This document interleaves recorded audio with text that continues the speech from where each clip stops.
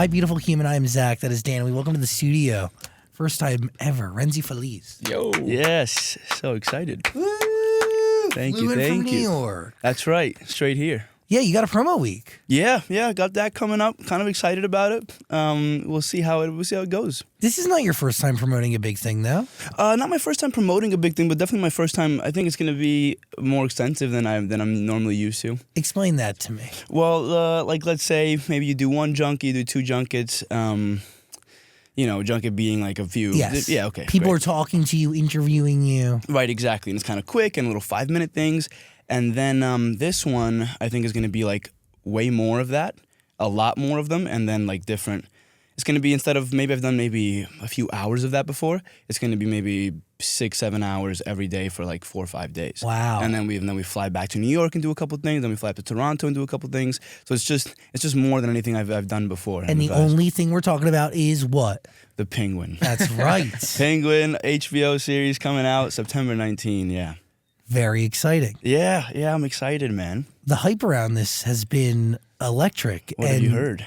I don't know, discussion for quite some time because, Yeah. correct me if I'm wrong, it's a continuation of a universe that's already established, correct? Exactly, yeah. Matt Reeves made a movie a couple years back and called The Batman, and people loved it. And then one of the things I loved the most about it was Colin's portrayal of the Penguin, Oz Cobb. And so they wanted to make a series about it, kind of what would happen directly after the events of the Batman. Because there's a really interesting story to tell there with there being a power vacuum and his sort of his trying to seize power.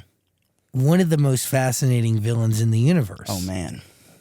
Yeah, and it takes a different, and we go even deeper into his story and what makes him and why he is the way he is, and kind of like I'm talking about it kind of like from the perspective of a fan, because I genuinely I think it's so cool, especially having been when I was there reading the scripts to begin with. It's the coolest thing to me, and to see Colin, how good he is in this show and how good everybody else is. It's like I just think the show has a lot of potential.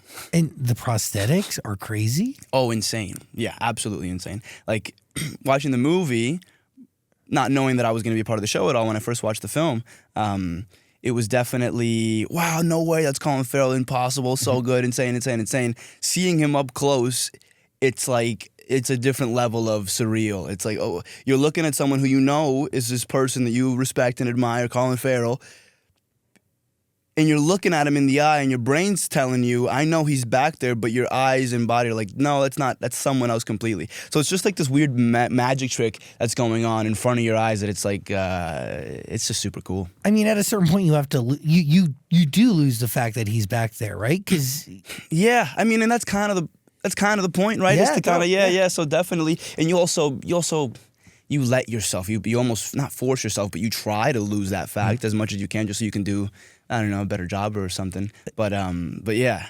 Can you tell us about your character, Victor? Yeah, his name's Victor Aguilar, and he's just a kid who grows up in Gotham, in Crown Point to be specific, a very poor neighborhood, and he's just this good kid, normal kid, 17 years old, and he one day he runs into Oz. His paths cross with Oz, and his life is forever changed after that moment. And you become his driver, right? Yeah. I become his driver. Yeah. I become his driver, and Victor becomes his driver, and it's always weird, like that kind of separation thing. I don't know, because it is a character, but it's also like, I don't know. You try putting yourself so much into it that you try to like it almost feels sometimes like it is. I don't know. Anyways, Like, is there a moment though on set where you realize like you finally understand this guy fully? is there a moment that I feel like I finally understand him fully? Like you do lose yourself and like you understand your character. Like, you are your character. Yeah, definitely. I mean, that's kind of the, that's all the work that you do to try to get to that feeling ultimately. And it is exciting. There are times where you go, no, he wouldn't, or yeah, he would, or what would happen if this happened. So you definitely those questions definitely jump up, and you feel sort of ownership over it. But it's do I ever feel like I totally every inch of him? I don't know. Maybe that's just like I hear people that do theater for a very long time, that they're finding new stuff out, a year and a half into the performance, and so it's like, so I never feel like I have this total grasp on the character. There's always like a healthy, I don't know, curiosity, exploration going on to try and get to the bottom of who this human being is. And something that inevitably comes to an end, right? Because it's only a limited series. Yeah. 8 episodes. It comes to an end, we shot it for like, I think a total of 6 months, but it took up about a little bit over a year of my life was shooting the show. And so, yeah, you know that one day it's going to end and that all this work that you're doing is hopefully going to be, received well if things go well. But it's like, and sometimes it's not even about it being received well. It's more about whatever you learn doing it and the experience that you have doing it. And I guess it's both. I guess a bit of it's both. It's like ultimately you want people to like it. You want it to do well, and you want to like it yourself, which is also not always guaranteed because it's so different from what you first initially read and what you think you're doing, what you think you're making. Then you see it on the screen, and it's like, oh, interesting. I didn't think that was the way they were going to play that, or they were going to put music over this bit, and so now it makes it a little bit more dramatic or a little bit less dramatic. And so it's so far removed from sometimes from what you thought you were doing, but still. But what was the point of this? Why did I start talking in the first place? Have you watched it though? I have seen it, yeah. I don't know how much I'm allowed to say that I've the seen. whole thing? I mean, yeah, I have. I don't know who knows what I've seen and who doesn't, but yeah, I've seen the whole thing. Still crazy to see a finished product because you're right. Like what you're doing in the moment it's not what ends up. Yeah, not at all. And in this case, I think they did a really great job, the editing team and the music team and everybody behind it.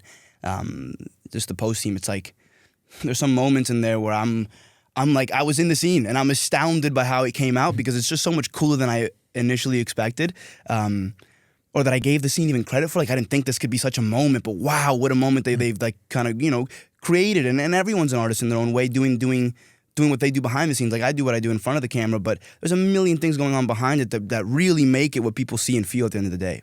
Dude, so much could happen in post. Yeah.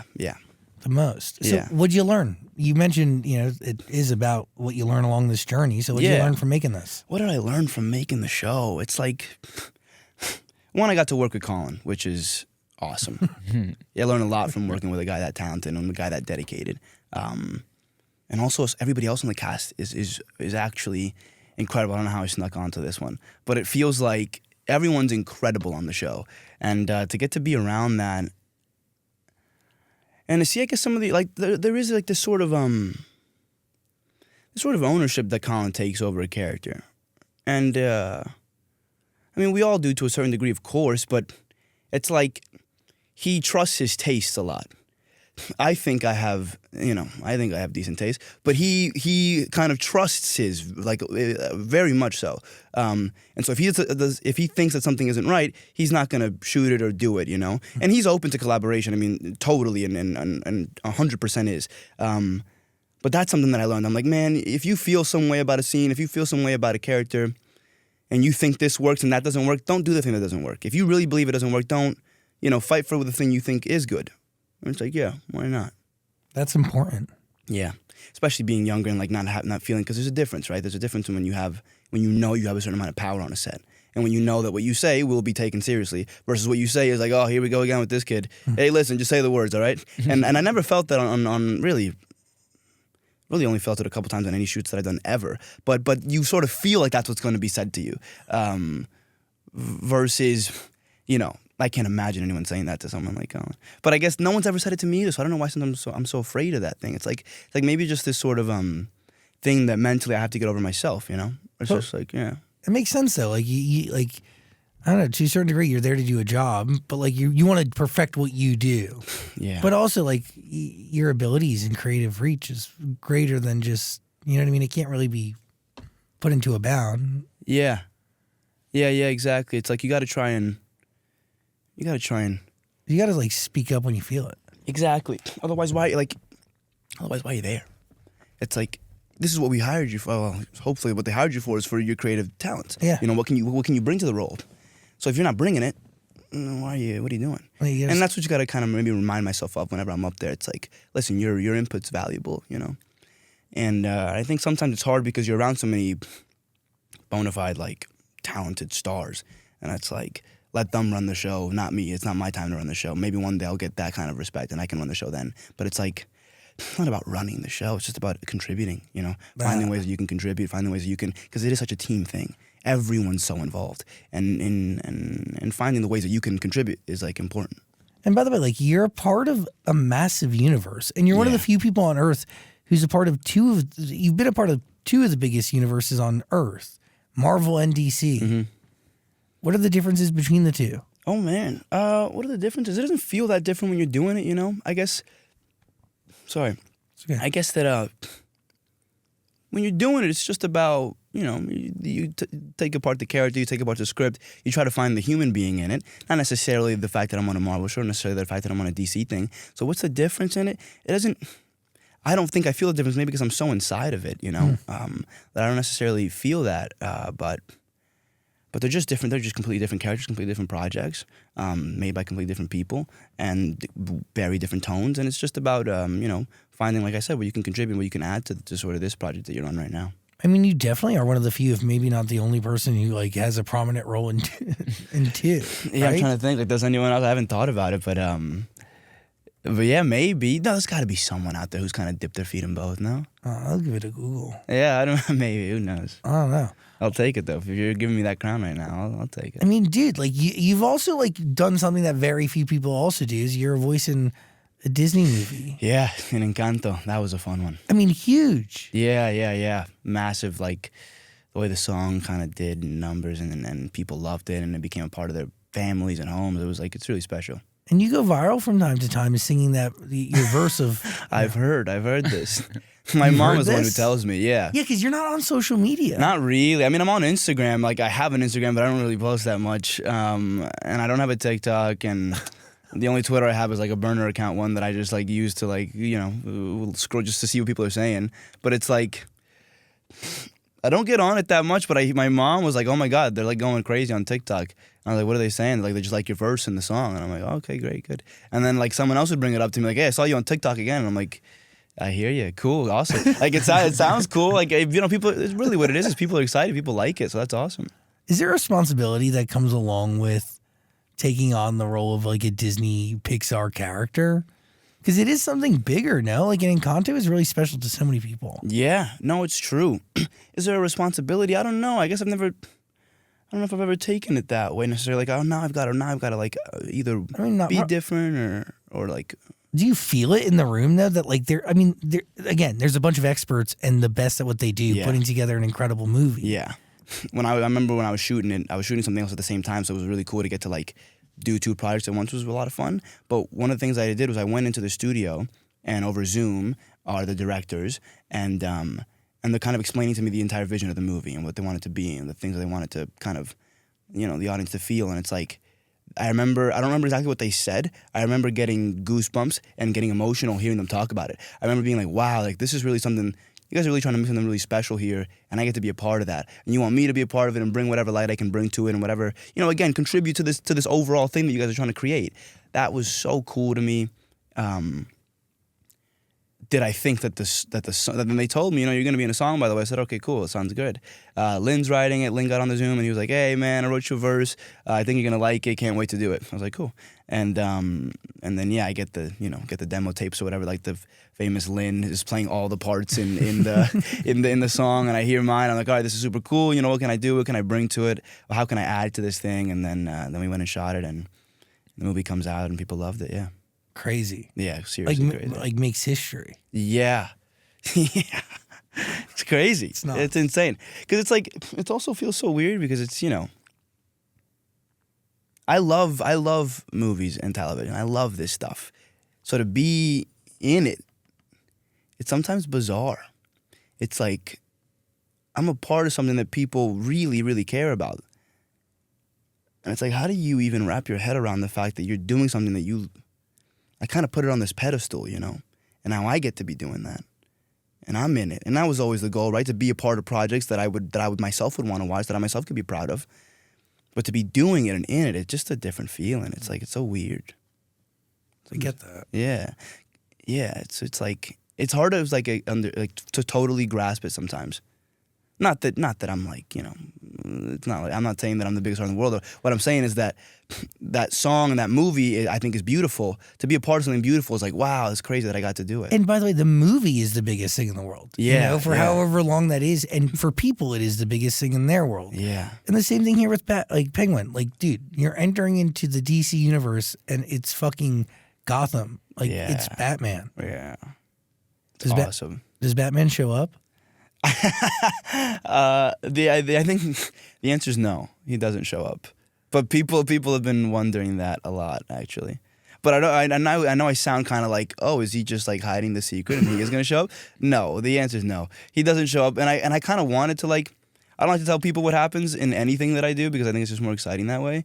But no, it's sad. I think for people that he doesn't show up. So when you do something like this, Or maybe I'm lying. Maybe he does. Go ahead. I'm just kidding. but like you when you're doing something like this, like the promise of a season 2, because it's a limited series, may not exist, but maybe a movie. Like, do you think of those things? Are those things like discussed? You said not a season 2, but maybe a movie. Yeah, of course that comes into your mind. Like, you know, the possibility to just continue telling the story and then to kind of advance the character, whatever it is. Whatever they write in Batman 2, you know. Hopefully I'd be around. I'd love to be able to be a part of something like that. But it's not something that I'm like, oh God, I really hope to God, you know, I feel like we told our story and I'm happy with what we told. So it's not. I'm excited about the you know. Hopefully I have a lifelong career and a bunch of amazing projects. I don't necessarily feel the need to like to cling on to this one awesome thing that I did. I did an awesome thing. Let's go do another awesome thing. Let's go do another awesome thing.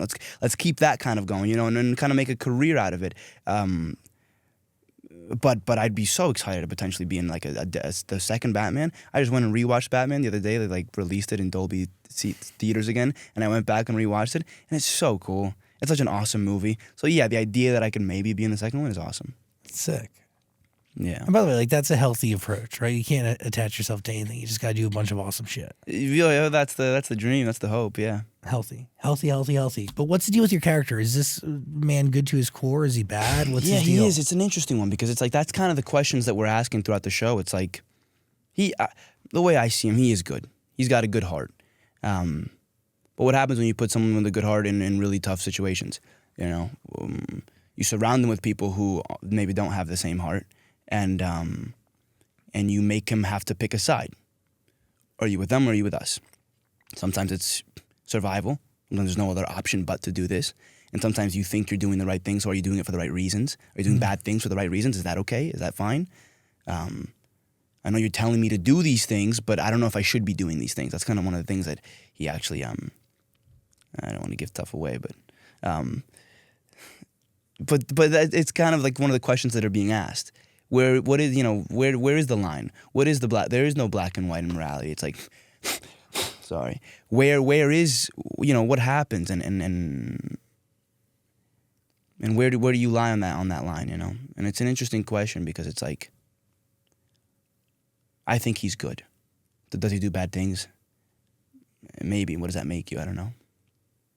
It's interesting. Yeah. You make the case everybody does bad things, but bad's a spectrum. Right. Yeah. Yeah. Yeah, you can. Yeah, you can get into that one. Crazy. Yeah. What was it like working with Matt Reeves? So I didn't get to work with him necessarily like up close. I think he did a lot of his work in the post, and I'm sure plenty during as well. I just mean he wasn't on set like directing us or anything like that. It was more, I think he was inputting his creative talents and ideas at all times from like an, you know, what's the word, like an omnipresent kind of thing. It's like a, you know, from up there. He's like a bird's eye view. He's overseeing it all. He's overseeing it all. It's kind of the impression I got because again, it's not like I don't know how involved he is. It feels like he's pretty involved with the way that people talk about him. So how was it working with him? I didn't necessarily really get to work with him like that on a ground level, but I got to see what what the show is that we made afterwards, and it's pretty awesome. Once you find out that you land the role, or you're about to land the role, like where do you start? Do you go back and read all the comics? Do you watch all the movies? Yeah, definitely. Like I just rewatched the Batman. I'd already seen it a few times, but I rewatched it again. And then what I got into was immediately trying to figure out, I mean, first of all, I had to move. I had like a week to move out of my apartment because they shot it in New York and I'm in Los Angeles and I get the call and like, great, in a week you need to be out here because we're going to start rehearsing. And I'm like, I have an apartment full of stuff and my lease is up in a month. What am I supposed to do? I figured it out, got it all situated, got everything out of my apartment, put it in a storage unit and took off to New York. And then they put you up in a hotel or whatever. And so you're hanging out there kind of trying to figure out this character because now I have a month before shooting starts. And I have to cram in like all this stuff. You know, you want to feel comfortable walking on set, that you understand this person. And so that's really where step one kind of started step one was get all my stuff out of my apartment, get to New York City. And then step 2 was hit the ground running on, trying to figure out who he is, what he likes, what he doesn't like, what was his childhood like, all the things that you kind of try to get to ask yourself so that you can maybe feel a little bit more grounded when you're doing this stuff. It's interesting. Like, the whole thing is pretty freaking cool, man. Oh, thanks. Yeah. The whole acting world, very fascinating. I find it fascinating. I find it so cool. Has there been a role that you like went out for that you wish you got but you didn't get? Oh, man. Sure. Plenty. A million. Happens all the time. Can I give you one, you said? Yeah. Let me think. Because then it's like someone goes and does the role. Yes, and now you don't watch want to. them. Right. And so you don't want to, like, they've taken it now, they've gotten the role. And there's been times where I've gotten the role and I can't do it because of scheduling stuff. Oh. So that's been the most painful one, where it's like, I'm dying to do this movie. I did all the work to get the movie, which is so incredibly hard to get a job in Hollywood in the first place. Like, I know how lucky and fortunate I am to just be working, period. To go for jobs that are opposite some incredible people and some talented people feels even more, fortunate and lucky. So it's like, to go through all that, get the job, and then still not be able to do it, that's the most painful thing to me. But you almost don't want to say, like, what it was out loud, because then the person sees it and it's like, oh, they wanted this guy, but instead they got me. So you almost don't want to, like, I do it just to more.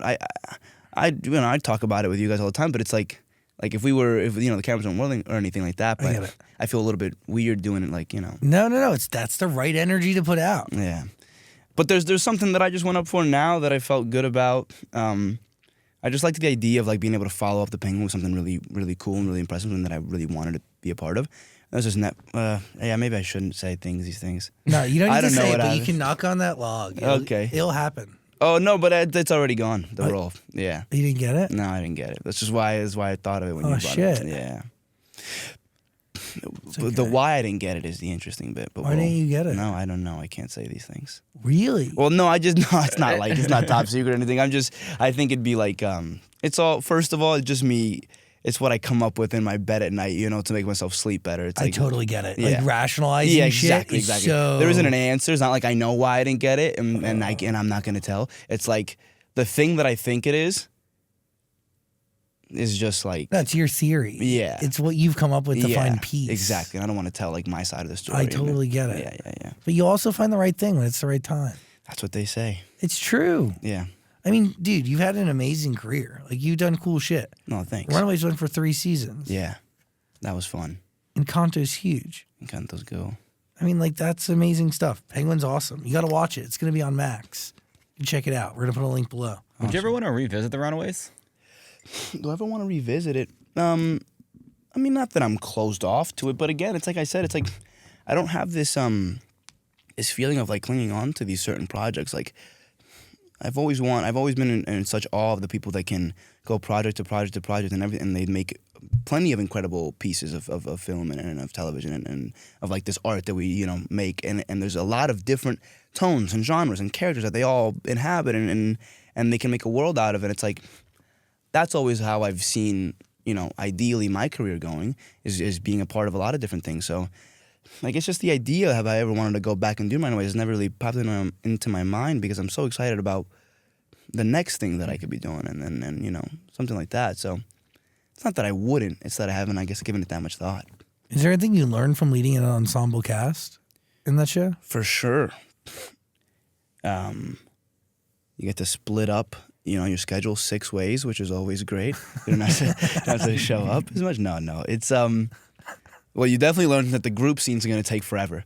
You just learn how to, like, honestly, what I learned the most on Runaways, I was 19 years old, and I'd only ever worked on 2 other projects before Runaways. I was a year into auditioning and I got Runaways.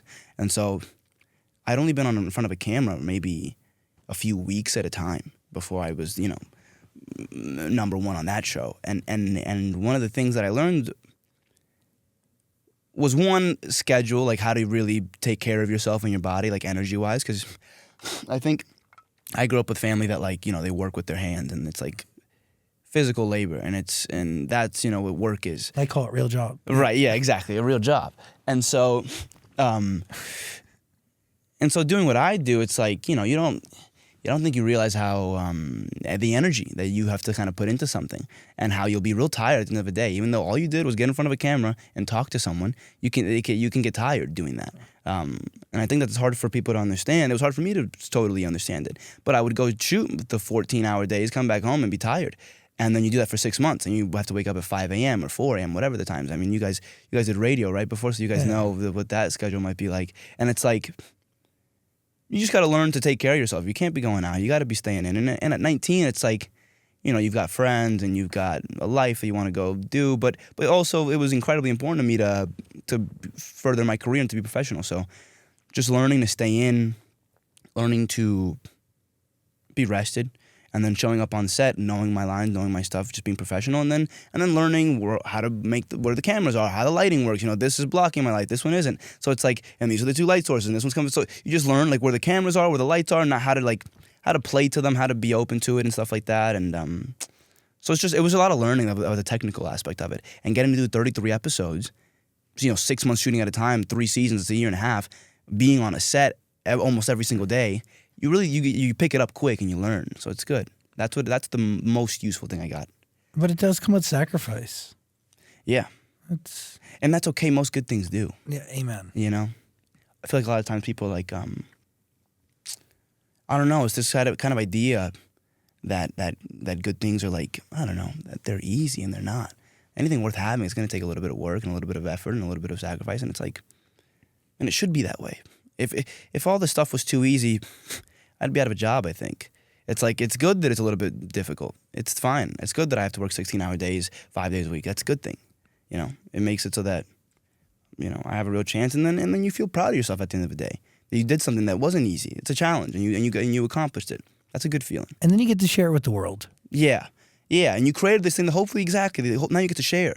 And people it gets to be something to them, it gets to be something important to them, whatever that may be, whether if it's a companion piece, oh my God, that's what I'm going through in my life, whether it's just an interesting story, oh my God, I can't wait to see what's going to happen this Sunday at 9 p.m. Eastern time on HBO.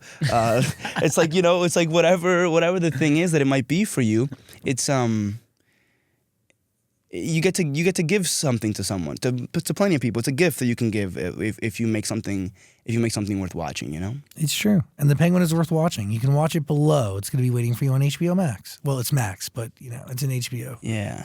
I don't know what they want me to say. No, it's Max. Yeah, it is Max. I watch it every day. But when they ask me what's it going to be on, or when they what are you watching? Oh, Max. I don't know if they want me saying this, but I don't say Max. I say HBO Max. I say Max. Oh, yeah. No. Okay. Put a link below. Final thoughts? What was the most challenging part about shooting The Penguin? The most challenging thing was, when does this come out? Do you guys know? This is going to come out, I think, after the first episode. Okay, so the character has a stutter. And I think the most difficult thing for me was trying to do that as truthfully as I could and honor that and not make it a gimmick, and not make it something that there's this community of people that have to live with this thing, and to in no way try to make fun of it, to try and respect that, and to try and make it feel real to me. So that was, I only had the month of prep time, and I wish I had more time. Because I think I can see it as the show goes on. It's like, I think I had more time with it, so I think I get more comfortable watching it. But it's just about, that whole month was, just all the time me trying to figure out how to get the stutter down to a point where it felt comfortable enough to do while performing and doing all the stuff. So that was definitely the scariest bit. How'd you figure it out? Did you have a coach? Yeah, I had a guy, I had dialect coach Mark Winsky, and he was incredibly helpful. He has a stutter also. And so really the most useful thing I got from Mark wasn't even necessarily the technical aspect of the stuttering and the repetitions and the blocks. It's like, it wasn't necessarily the stutter. It was all the emotional baggage that you have from having a life full of stuttering. All the stuff that you went through as a kid, as a teenager, stuttering. And it's like, that stuff's real, and it comes up, as a 17-year-old kid, who Victor is. It's still very it's still a hard thing to live with for him. And so I think so much of our conversation and so much of like what my notebooks are filled up with is all the stories that, you know, Mark would tell me, and me trying to, you know, find those stories into Victor's life, and trying to embody what this weight and this kind of the shame around it is, you know, and a lot of it's kind of like, yeah, it kind of lives in this kind of you know, real like all the eye contact's kind of a little more difficult, and it's just like, how do you embody that, you know? How do you feel that?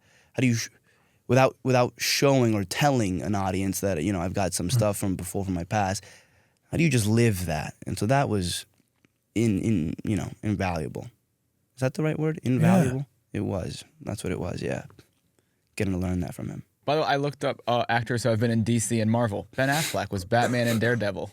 There you go. And then Ryan Reynolds was Green Lantern and Deadpool. Oh, wow. You see, it happens. Wow, Some big names.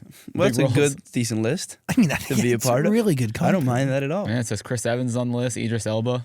Oh, okay, so Natalie it's pretty. Portman, Yeah. yeah. So there's a lot. Okay. I thought it was. You could have left it at the 2. That would have been fine. Watch The Penguin. There's a link below. I really appreciate you. I appreciate you guys. No, thanks for taking the time and hanging out today. No, I love what you guys do. By the way, I was watching some of the episodes and stuff, and it's just so awesome. You're so curious, and I feel like you're real like a vulnerable person, and it feels like, you know, you're genuinely interested in what the people on this side of the couch are saying. So I really do appreciate that. You guys both have a great dynamic, and it's a lot of fun to watch. Really appreciate that. Yeah. It's really nice, but also accurate. So, like, thank you. Thanks. I really thank you. Damn. Anything else? No, I've just as I've watched these trailers, it's just like, as you were talking in the beginning, it's like insane that Colin Farrell is behind, and then like, and the voice, like you can't even tell he's Irish. Like it's just like a real New Yorker. It's incredible. Yeah. What he does is actually nothing short of incredible. And I messaged him the other day, and I was like, once I had seen some of the episodes, and I was like, dude, I don't think I realized while we were doing it, because I was so in my own head about, you know, doing the performance and you know, living in this moment and this moment. Stepping back and watching his performance in this thing, it's like, I don't know how he doesn't go and like just win all the stuff there is to win, because it's really he's genuinely phenomenal in the show, and so is everybody else. Did you guys both stay in character when you weren't on set? Like, did you try to keep the stutter so it would be natural? I would go out into the world with the stutter a lot. I would practice it all the time. I'd be at home practicing it all the time. Yeah.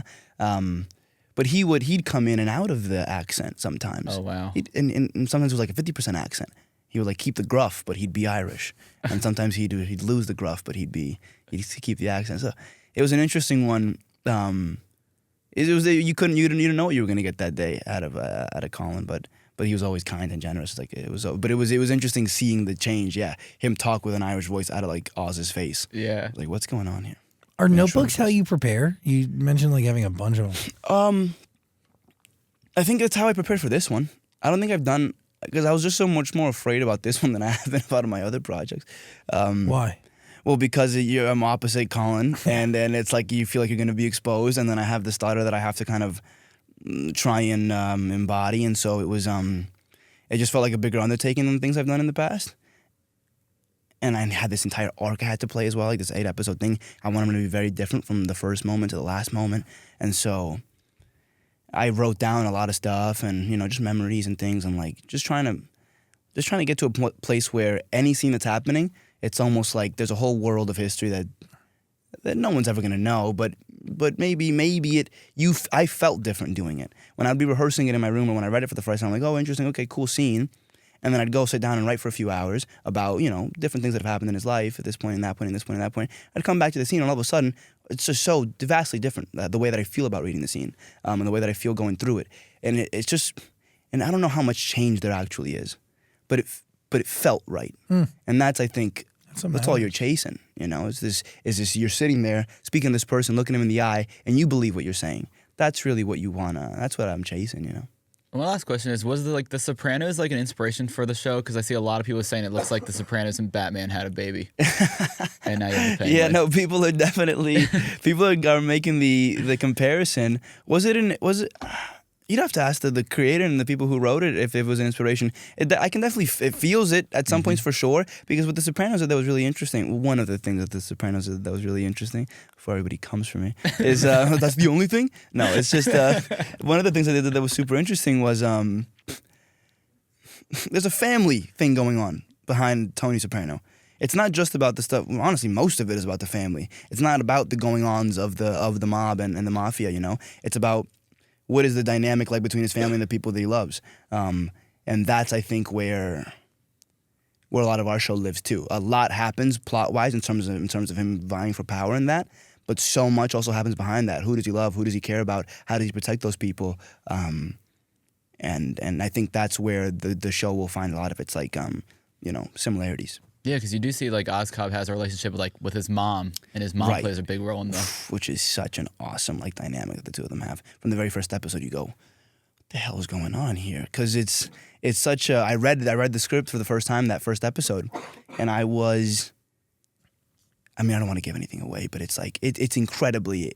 It's just so different from I think any mother-son relationship that we've seen before.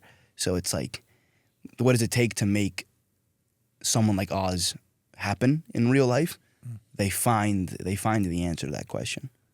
It takes a lot of skill to be able to talk about it without actually talking about it. And you're doing a really good job. You think so? Yeah. All right, I'll take that. Yeah. I feel like I want to say so much, and I'm like, just don't.